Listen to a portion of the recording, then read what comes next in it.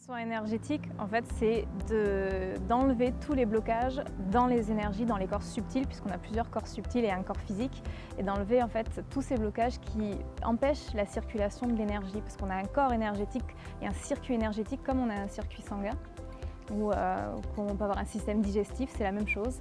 Sauf que là, c'est sur les plans subtils, donc on ne peut pas forcément les voir et les toucher comme on peut voir ou toucher un corps physique.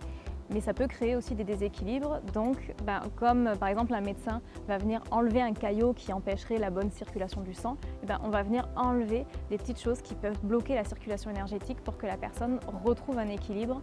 Et ça va créer un équilibre autant des fois émotionnel que physique, puisque ce qui se passe sur les corps subtils à un moment a un impact sur le corps physique. Donc dans un soin, on travaille sur tout ça.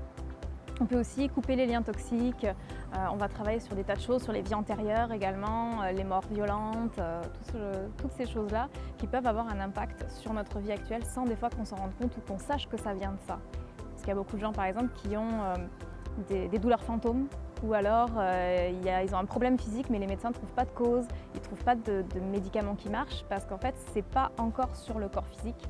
Ça a un impact, ça a une douleur, mais la cause, elle se situe sur les corps subtils. Et dans un soin énergétique, on va aller chercher cette cause-là pour la dénouer et pour que la circulation énergétique se refasse de façon normale. Et on peut faire ça à distance parce qu'en fait, c'est l'intention.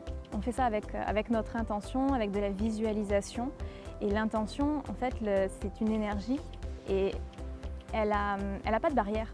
Donc quand je pense à quelque chose, que j'envoie par exemple une énergie d'amour, elle peut se rendre de l'autre côté de la planète en une fraction de seconde. Et là c'est exactement la même chose. Je pose une intention, j'envoie une énergie et elle suit ce que je veux, elle suit ma volonté.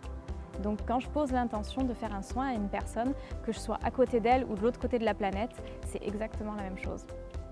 C'est comme un appel en fait. Si je prends mon téléphone, que j'appelle la personne, qu'elle soit à côté de moi ou qu'elle soit de l'autre côté de la planète, à partir du moment où la connexion est bonne, ça passe.